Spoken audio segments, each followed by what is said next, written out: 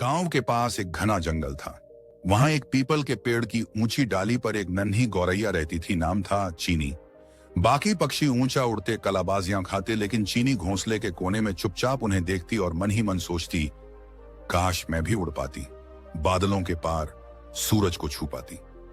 पर जब भी उड़ने की कोशिश करती वो कांप जाती और कुछ ही पलों में जमीन पर गिर पड़ती।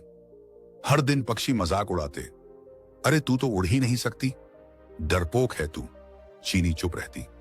उसकी आंखों में आंसू आ जाते, लेकिन हर रात वो खुद से कहती, शायद मैं कमजोर हूं, लेकिन मेरे सपने मजबूत हैं और मुझे खुद पर भरोसा है। एक सुबह चीनी ने तय किया, उड़ूंगी चाहे गिर जाऊं, पर कोशिश जरूर करूंगी। वो पंख फैलाकर कूदी और सीधा जमीन पर गिर गई। कुछ पक्षियों ने फिर ताने मारे, कहा था ना तेरे बस की बात नहीं। चीनी चुपचाप उठी और पेड़ की जड़ में बैठ गई। शाम को एक तोता आया। वो बोला, गिरने से उड़ान नहीं रुकती, उड़ना पंखों से नहीं हौसले से होता है, और तुझमें वो हौसला है। उस रात चीनी ने पहली बार मुस्कुराकर कहा, मैं फिर कोशिश करूंगी, क्योंकि मुझे खुद पर भरोसा है। अगली सुबह कोई शोर नहीं था, कोई तालियां नहीं, बस चीनी थी और उसका सपना।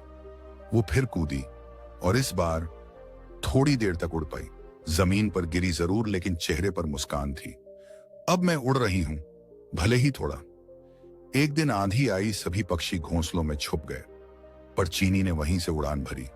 हवा से टकराई, पेड़ों से भिड़ी, लेकिन हर बार ऊपर उठी।